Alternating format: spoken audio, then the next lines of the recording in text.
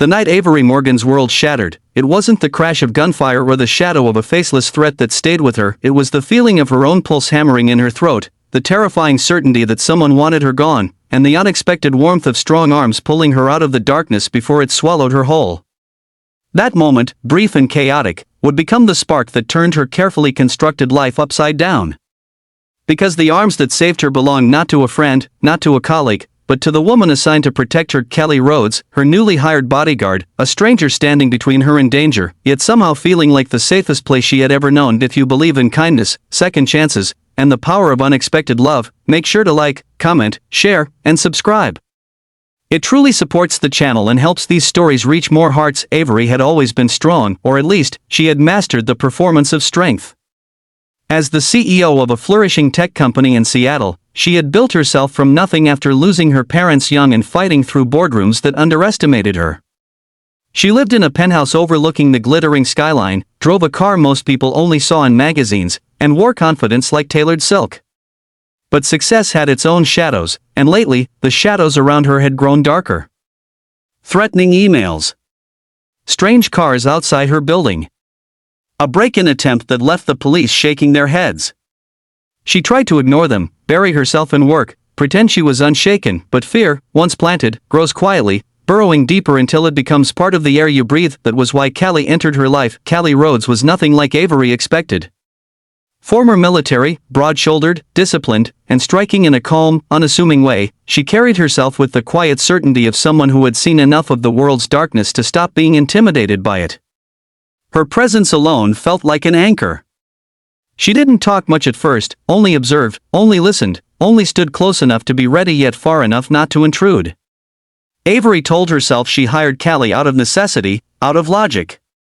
But the truth she avoided acknowledging was that something about Callie made her feel seen, not as the powerful CEO, not as the ice queen the media painted her to be, but as a woman who was tired of being afraid. Their days settled into a rhythm. Early morning drives to the office with soft music humming through the car. Long nights when Callie stayed in the living room of the penthouse, pretending she didn't notice Avery pacing in her room, restless and sleepless.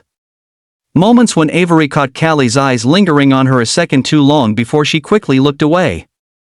It was in those subtle, unspoken moments that something tender began to bloom between them, something Avery refused to name because naming it would make it real, and reality felt dangerous. The threats escalated before the feelings did. A brick shattered the glass door of her building. A note taped to her office window warned her to step down from her company or face consequences. For someone who prided herself on control, Avery felt it slipping through her fingers like sand. And every time she broke, every time she felt her breath quicken and her chest tighten, Callie was there with a steady presence that grounded her when she felt like she might fall apart. The night everything changed was cold and rainy, the kind of night when Seattle's streets turned glossy and the sky pressed low against the city. Avery had insisted on working late, telling Callie she needed to finish a project. But as the hours stretched on and the building emptied, a storm stirred outside and within her. She pushed through the final report and leaned back, rubbing her temples, feeling the weight of exhaustion and stress pressing hard. Callie appeared in her doorway, her silhouette outlined by the dim lights of the hallway. She told Avery they should leave soon, her voice firm but gentle, the way it always was when she was trying to protect without overstepping. Avery didn't remember hearing the sound at first, the distant thud, the echoing vibration of footsteps that didn't belong in the empty building. But Callie heard. Callie always heard. Before Avery could process what was happening, Callie had moved, swift and controlled, stepping between her and the door. The next moments blurred, shouting, crashing, the sharp sting of fear tightening Avery's lungs. Someone had broken in. Someone was coming for her. The world became a mess of adrenaline. And in the chaos, Callie grabbed Avery's wrist, pulled her behind her, shielded her with a fierceness that took Avery's breath away. Callie got her out, down the back stairs, through the alley, into the rain-soaked night. Avery barely remembered her own feet hitting the ground, she only remembered the feeling of Callie's hand gripping hers, warm and strong, the only steady thing in a world suddenly unraveling. When they finally reached the safety of the car, Avery's composure cracked. The adrenaline left her trembling. She sat in the passenger seat, staring out at the rain streaking down the windows like tears she didn't know how to shed. She felt Callie's gaze on her, soft with concern, patient in a way Avery wasn't used to receiving. Something broke open in that moment, not fear, but the walls Avery had spent years building. She realized she didn't want strength that isolated her. She didn't want to pretend anymore. And without thinking, without logic, she leaned into the warmth that had saved her from that night on. Everything changed, not instantly, not dramatically, but quietly, gently, in small ways that mattered. Avery stopped hiding her fear from Callie. Callie stopped pretending she wasn't affected by how deeply she cared. They didn't speak about it, but their bond grew in the spaces between words. Callie moved into the guest room on Avery's request, though both knew it was more than just precaution. Avery found comfort in knowing Callie was just down the hall. Callie found purpose in protecting not just a client but a woman whose strength she admired and whose vulnerability reached her in ways she didn't expect. As days turned into weeks, Avery noticed how Callie's presence softened the sharp edges of her life. Callie cooked breakfast once when Avery overslept and had a morning meeting. The scent of coffee and scrambled eggs filling the penthouse made Avery feel something she hadn't felt in years, cared for.